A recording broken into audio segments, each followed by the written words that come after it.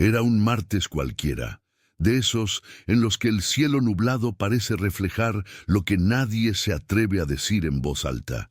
Él se despertó más temprano de lo habitual, aunque su cuerpo pedía descanso y su cabeza latía con el peso de los días.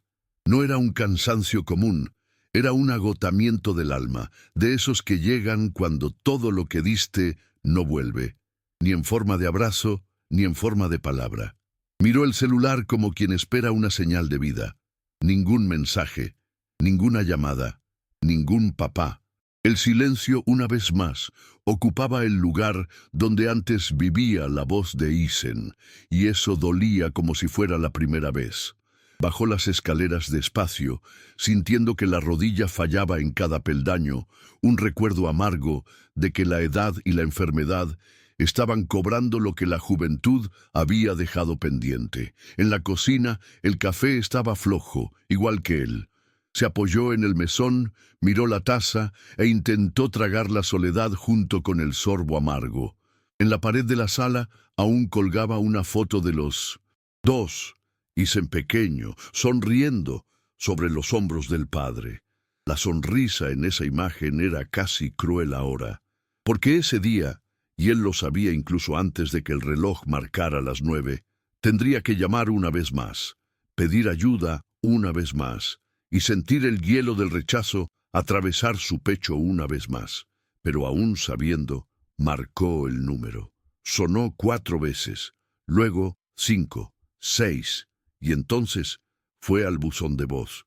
La voz automática, robótica, parecía burlarse de la urgencia silenciosa que habitaba en su pecho. No insistió. Ya conocía el desenlace, pero aún así, cada intento fallido dolía como un corte nuevo sobre una cicatriz mal cerrada. Se sentó a la mesa, los ojos fijos en el celular inmóvil, como si aún pudiera, por milagro, vibrar. No vibraría.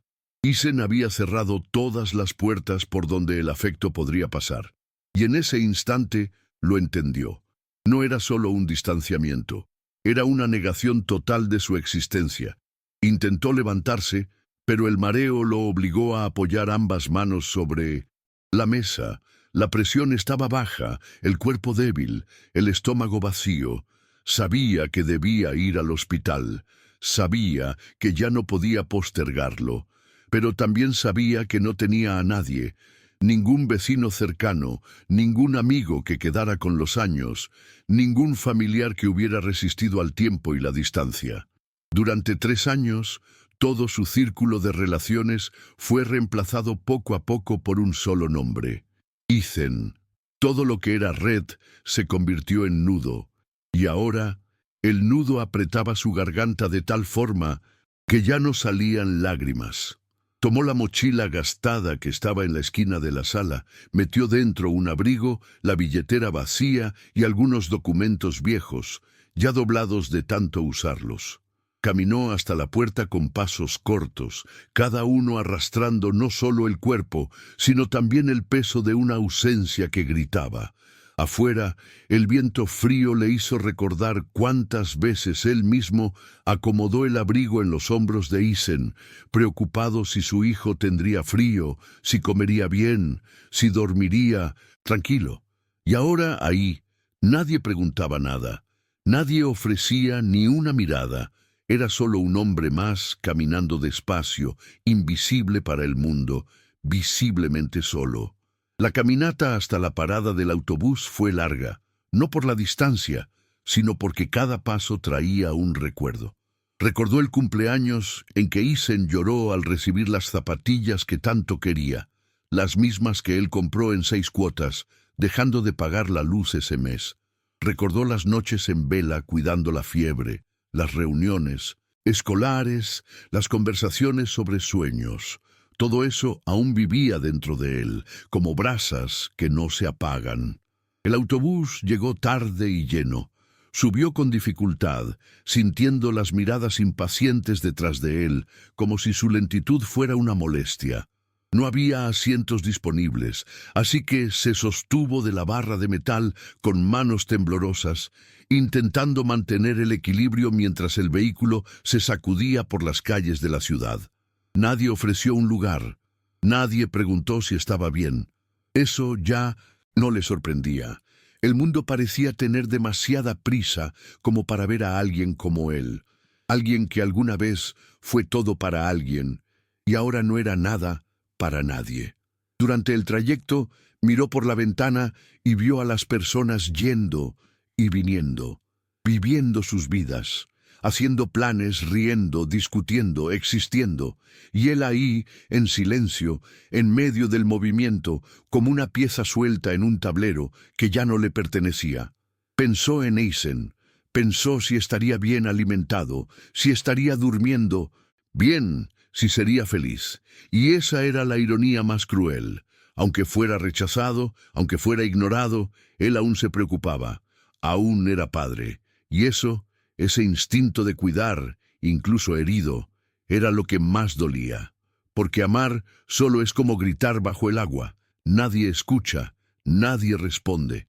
Al llegar al hospital, fue recibido por una fila larga y rostros exhaustos. La sala de espera estaba llena, el aire cargado de tos, ansiedad e indiferencia.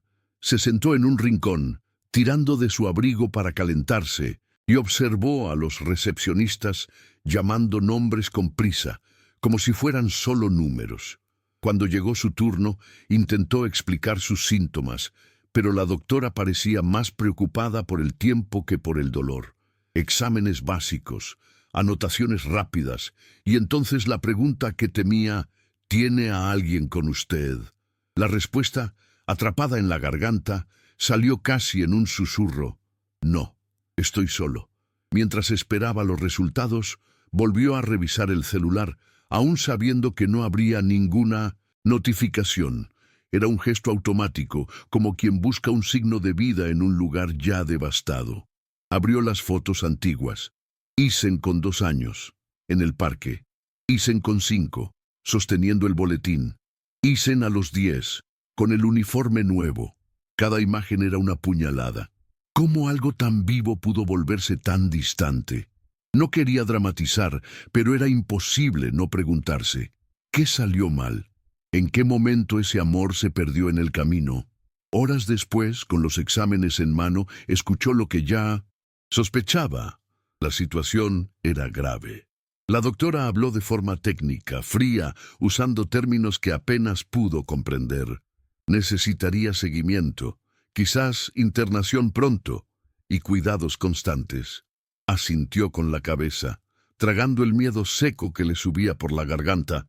Salió del consultorio con los papeles doblados en el bolsillo y el alma desdoblada en aflicción. No era solo la enfermedad lo que lo debilitaba, era la ausencia de alguien a su lado, alguien que le tomara la mano, que dijera: todo va a estar bien. Pero nadie lo dijo. Nadie siquiera notó que salía de allí más roto de lo que entró.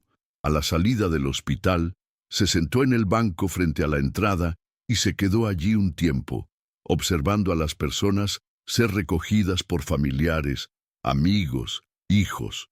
Era un desfile de encuentros, gente que amaba y era amada. Él lo veía como quien ve una película lejana, en la que ya no pertenece al guión. Tomó el celular una vez más, dudó y decidió intentar una última vez. Envió un mensaje a Eisen, solo uno, corto: hijo, estoy enfermo. Necesitaba hablar contigo. Presionó enviar y se quedó mirando la pantalla. Los 3 puntitos nunca aparecieron. Esperó 10, 20, 40 minutos. El celular permaneció mudo, estático, frío. Ninguna respuesta. Ninguna señal de que hubiera alguien del otro lado. Entonces, en un gesto instintivo, abrió el perfil de Eisen en las redes sociales. Ahí estaba. Historias actualizadas, fotos recientes, sonrisas con amigos, leyendas relajadas. Eisen estaba bien, estaba vivo, estaba presente en el mundo, solo no en el mundo de su padre. Eso le apretó el pecho de una manera asfixiante, como si cada imagen dijera: sigo mi vida sin ti. Era como ser ignorado por quien uno es incapaz de ignorar. Se levantó despacio y caminó por la acera, con los bolsillos vacíos y el corazón arrastrando una nostalgia que ya ni sabía dónde dolía más. El cuerpo parecía más pesado, pero era el alma la que estaba agotada. A cada paso, recordaba los sacrificios, las veces que dejó de comer para que Aizen tuviera su merienda, la ropa que remendaba por la noche mientras el hijo dormía, los cumpleaños improvisados, las historias contadas para ocultar el dolor del mundo. Y ahora, ni un «papá, ¿cómo estás?». No había nada. Era como si, a los ojos de Aizen, él nunca hubiera existido. Al llegar a casa, se sentó en la cama de colchón delgado, respiró hondo y miró el techo por largos minutos. No había respuestas allí, solo silencio. Un silencio que ya no era solo ausencia de sonido, sino una presencia constante, casi física. Recordaba cuando la casa estaba llena de sonidos, risas, juguetes cayendo, el ruido de la olla en el fuego, el sonido de la puerta abriéndose con Aizen corriendo de la escuela. Ahora todo era vacío, y esa ausencia hablaba más alto que cualquier grito. La soledad no venía solo de la falta del hijo, sino de la falta de propósito, porque todo lo que fue, lo fue para alguien que ya no lo veía. Abrió la gaveta del velador y sacó de allí una cajita con cartas, dibujos antiguos y notas escritas por Aizen cuando era niño. «Eres el mejor papá del mundo», decía una de ellas, con letras torcidas y un corazón dibujado al lado. Pasó el dedo sobre ese papel como quien toca una herida abierta. Eso era real, existió. Hubo un tiempo en que él era todo para su hijo. Hubo un tiempo en que el amor era correspondido, puro, intenso. ¿Qué pasó con ese niño? ¿Dónde fue a parar ese cariño? Esas preguntas no tenían respuesta, y quizás nunca la tendrían. La noche cayó sin prisa, como si hasta el tiempo tuviera piedad de su dolor. Encendió una única lámpara tenue en la sala, se sentó a la mesa con una taza de té tibio y dejó que los pensamientos lo llevaran. Revivía, como una película en bucle, cada esfuerzo hecho a lo largo de los años. Recordaba cuando llevaba a Aizen en brazos por las calles, cuando le sostenía la mano al cruzar avenidas, cuando lo bañaba cantando bajito para que durmiera tranquilo. Esos gestos simples, llenos de afecto, aún ardían vivos en la memoria. Pero ¿qué hacer con tanto amor guardado cuando ya no hay quien lo reciba? Se preguntaba si se había equivocado al amar tanto, al proteger de más, al entregarse por completo. Habría sido distinto si hubiera sido más duro, más ausente, más indiferente. Tal vez entonces Aizen notaría la falta, tal vez reconocería la ausencia. Pero él fue lo contrario. Fue presencia, fue entrega, fue silencio en los dolores y fuerza en los días difíciles. Y ahora era solo ausencia, una ausencia dolorosa, injusta, un tipo de vacío que no se llena con nada. Era como si todo lo que sembró hubiera sido arrancado antes de florecer. Y aún así, incluso herido, no podía odiar, porque el amor verdadero, aunque rechazado, insiste en quedarse. Aquella madrugada el sueño no vino. La mente pulsaba con recuerdos que no daban tregua.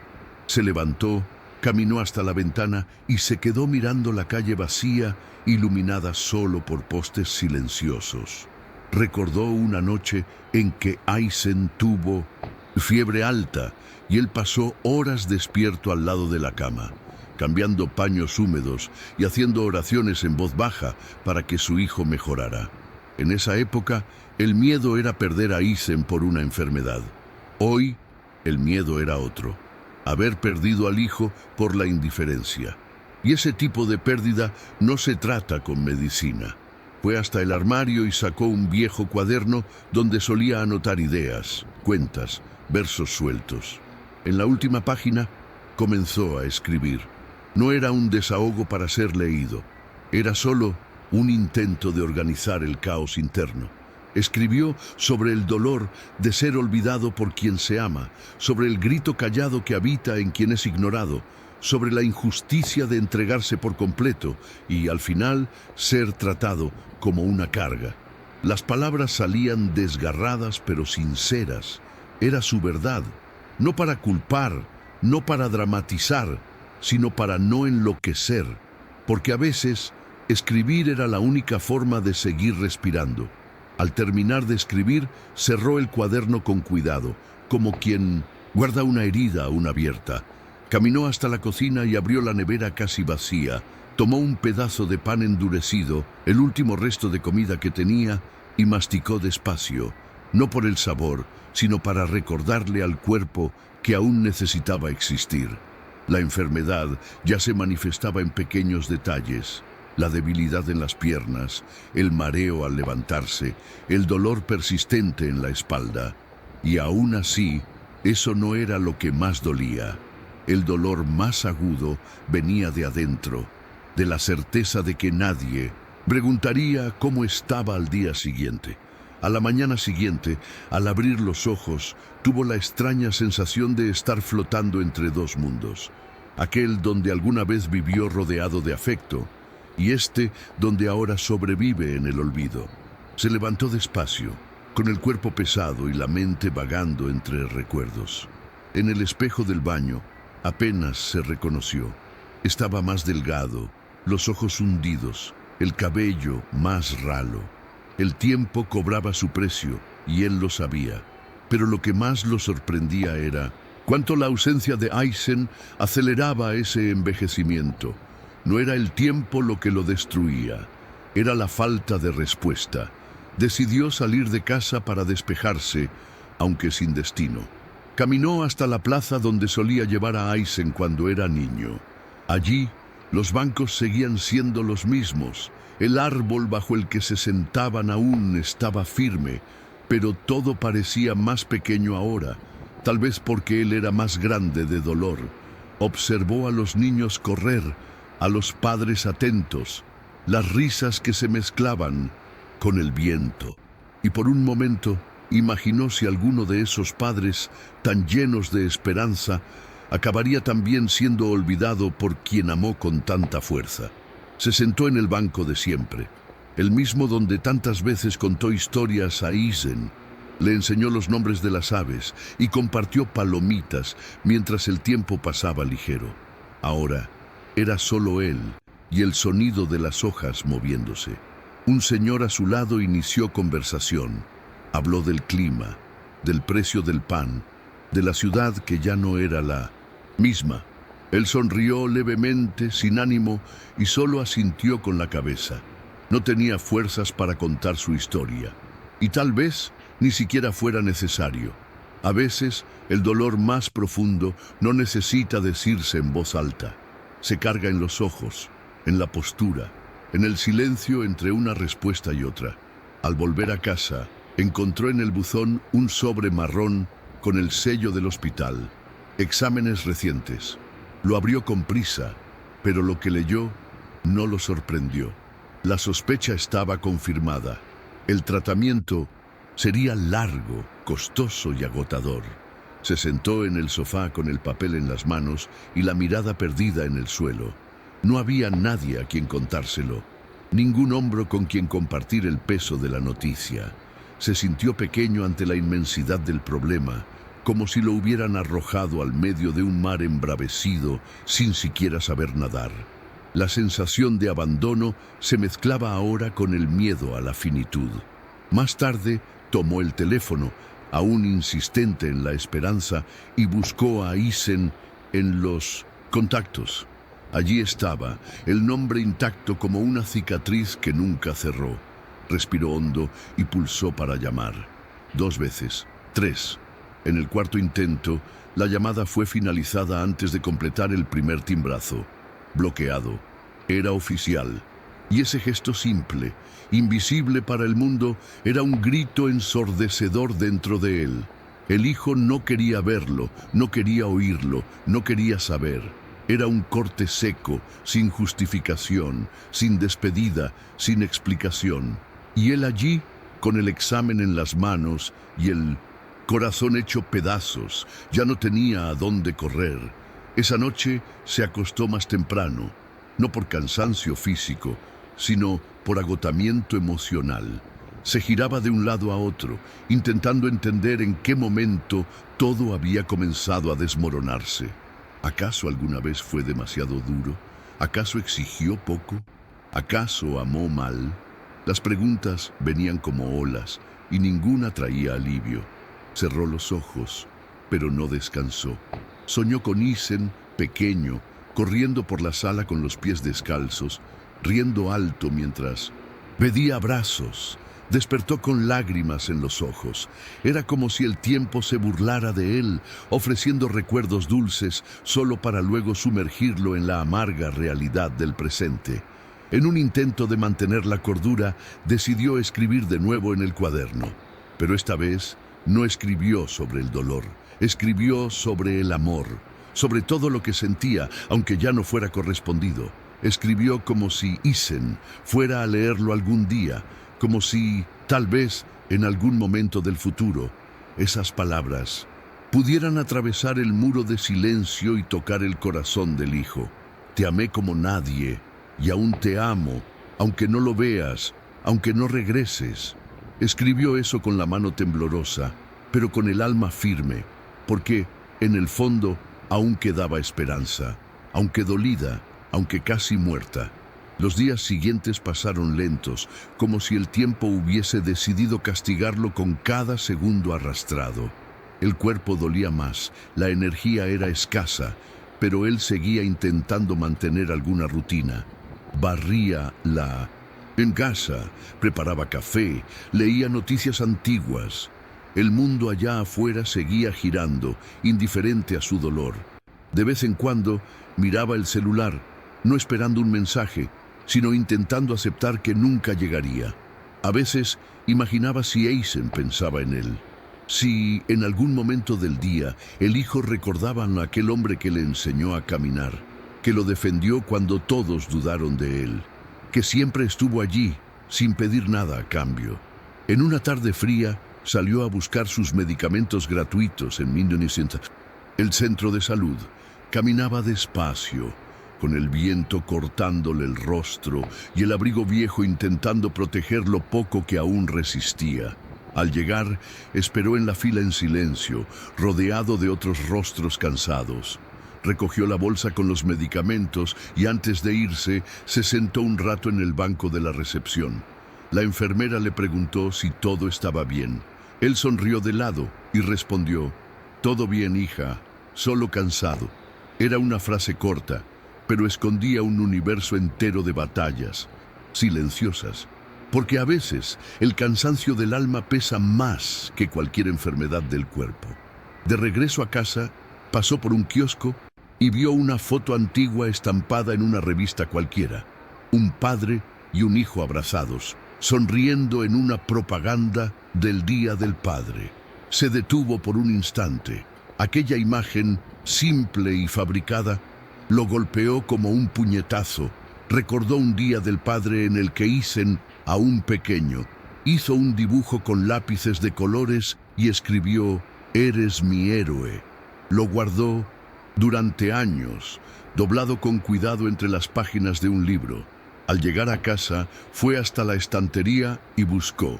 Allí estaba, amarillento por el tiempo. Al desdoblarlo, sintió el olor del papel antiguo y de la infancia perdida. Se quedó allí, mirando aquel garabato como quien sostiene un tesoro rescatado del fondo del mar. A la mañana siguiente, preparó el café con la calma de quien entiende que ya no hay prisa. Se sentó a la mesa, observando la luz entrar por la ventana e iluminar el paño de Mindonesienta, cocina bordado por su madre décadas atrás. Todo allí tenía historia: el azulejo roto, la silla tambaleante, la taza resquebrajada, y él también, un hombre resquebrajado, pero en pie. Encendió la vieja radio y dejó que la música llenara el ambiente. Era una canción que solía tararear para Isen cuando aún pedía abrazos. La voz se le quebró, pero siguió escuchando. La nostalgia no lo abandonaba, pero en ese instante no lo aplastaba. Solo lo acompañaba como una sombra silenciosa. Ese mismo día, decidió salir a dar un paseo corto. Se puso la chaqueta desgastada, el gorro viejo y fue hasta la plazuela del barrio. Se sentó en un banco, observando a los niños jugar y a los ancianos jugar dominó. Nadie lo reconoció. No necesitaba ser reconocido. Le bastaba con estar allí, respirando el aire frío de la mañana, sintiendo que el mundo giraba a pesar de todo. Paseó la vista por el cielo, los árboles, los rostros ajenos, y se dio cuenta de que aún era capaz de admirar la vida, aunque doliera. Aún podía sentir gratitud, incluso estando vacío. Y en ese simple acto de existir sin esperar, encontró una chispa de paz. En los días siguientes, adoptó una rutina simple, pero significativa. Leía por la mañana, escribía por la tarde y por la noche se permitía recordar. Comenzó a llenar un diario, no como desahogo, sino como testimonio. En él registraba recuerdos con Isen, pensamientos sueltos, deseos que no se cumplieron. No escribía con rencor, sino con el cuidado de quien desea dejar un rastro, un hilo de su existencia. Tal vez algún día alguien lo leyera, tal vez no, pero el acto de escribir era en sí mismo un gesto de resistencia, de no permitir que su historia se apagara con el silencio ajeno. Una vez, al abrir un cajón antiguo, encontró un dibujo hecho por Isen cuando era pequeño. Era una casa con dos muñequitos de la mano y la palabra papá escrita torcidamente en una esquina. Aquella imagen simple, infantil, tuvo el poder de desarmarlo. Se sentó en el suelo, sosteniendo el papel con tanto cuidado como si fuera una reliquia sagrada. Las lágrimas vinieron sin aviso, calientes, abundantes, pero no había rabia en ellas. Había amor, un amor tan profundo que ni el abandono, ni el silencio, ni el tiempo pudieron destruir. Y allí, abrazado a un trozo amarillento de papel, entendió que parte de Isen siempre estaría con él, aunque su hijo jamás regresara. Con el paso de las semanas, su cuerpo se volvió más cansado y hasta las tareas más simples exigían largas pausas. Aún así, se empeñaba en mantener la casa limpia, los libros organizados, las plantas regadas. Era su forma de mantener la dignidad viva, de probar, aunque fuera para sí mismo, que aún era capaz. La soledad dolía, sí, pero había aprendido a convivir con ella. Como quien aprende a caminar descalzo sobre piedras, duele al principio, después la piel se adapta. Y en ese cotidiano solitario también había belleza, la belleza de seguir intentando, incluso cuando todo parece ya haber sido perdido. Una mañana, una joven del barrio llamó a su puerta pidiendo información sobre la parada de autobús. Sonrió, agradeció y antes de irse comentó: siempre paso por aquí y lo veo cuidando el jardín. Da una paz. Aquella frase resonó dentro de él por horas. Nunca imaginó que alguien lo viera. Nunca supo que su presencia, aunque discreta, pudiera dar paz a alguien. Fue entonces cuando comprendió algo poderoso. Aunque fuera invisible para su propio hijo, aún podía ser luz para el mundo. Aún podía ser ejemplo, incluso sin escenario. Y ese pensamiento, por increíble que parezca, le trajo más alivio que cualquier gesto que Isen pudiera haber hecho. Una tarde lluviosa, se sentó frente al espejo y encaró su propio reflejo durante largos minutos. El tiempo había dejado marcas profundas en su piel, pero lo que más lo impresionaba era la mirada. Aún había allí una chispa, debilitada, sí, pero viva. Una llama que resistía a las tempestades del alma. Tomó un cuaderno nuevo y escribió en 1900 la primera página. No fallé por haber amado demasiado, fui fiel a mi misión. Escribir eso fue como sellar un pacto con su propia conciencia. Ya no necesitaba la validación de Isen para sentirse entero. El amor que dio fue verdadero, y eso nadie podía borrarlo. Comenzó a caminar con más dificultad, y los días fríos hacían que los dolores fueran casi insoportables. Pero no se quejaba, solo hacía lo que podía, al ritmo que lograba. A veces se sentaba en el sofá y cerraba los ojos, reviviendo escenas que guardaba como joyas: el primer paso de su hijo, el abrazo apretado cuando tuvo miedo, las risas durante el baño. Esos recuerdos eran su tesoro, y aunque hoy hubiera silencio, se aferraba a lo vivido con intensidad. No necesitaba que Isen volviera para saber que su amor había sido real. Lo había sentido, dado, construido, y eso bastaba para mantener el corazón latiendo con dignidad. Un domingo soleado decidió organizar sus cosas, no por presentir el final, sino por respeto a su propia historia. Separó documentos, fotos antiguas, cartas que nunca envió. Cada objeto llevaba un peso, un tiempo, una memoria.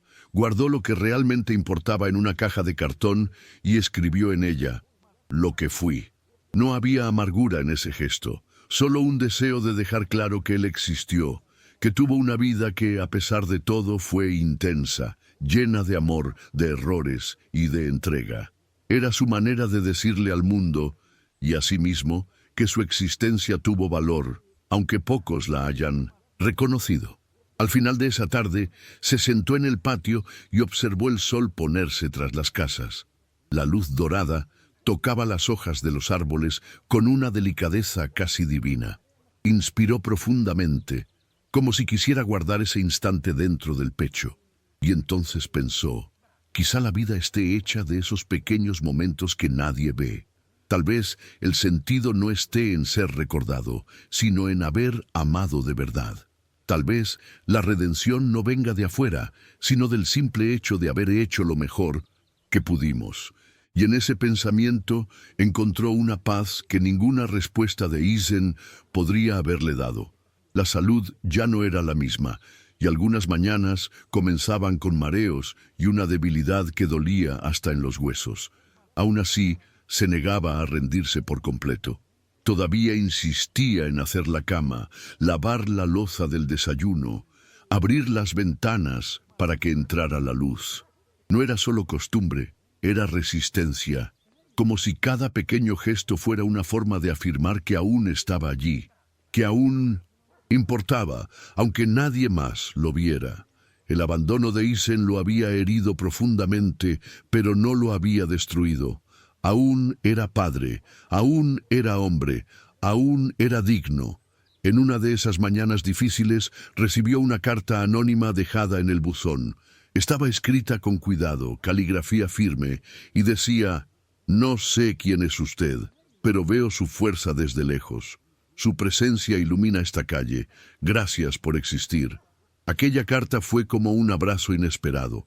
Lloró al leerla, no por saber quién la escribió, sino por darse cuenta de que su dolor silencioso, su lucha discreta, no era invisible ante los ojos del mundo. Por primera vez en mucho tiempo, sintió que algo en él había sido visto y valorado, sin que tuviera que gritar por atención. Con el tiempo, aprendió a convivir con la ausencia como quien aprende a vivir con una cicatriz. Está ahí, marca el cuerpo, a veces aún duele, pero no impide seguir adelante. Ya no había rabia en su pecho, solo un cansancio suave, como el de quien recorrió un camino demasiado largo sin compañía. Ya no esperaba que Isen apareciera, pero a veces soñaba con eso. En sus sueños, el hijo volvía en silencio. Solo lo abrazaba y se quedaban allí, padre e hijo, sin palabras, pero enteros. Al despertar, volvía el vacío, pero ese breve instante de afecto soñado era suficiente para calentar el pecho por algunas horas. En aquel hogar silencioso, encontró una nueva forma de amar, sin esperar retorno, sin exigir reconocimiento, sin depender de la presencia. Amaba a Isen como se ama a una estrella lejana, visible, pero inalcanzable. Su amor se había transformado, dejó de ser dependiente y se volvió eterno. Ya no cargaba con el peso de la decepción, sino con la ligereza de quien dio todo lo que podía.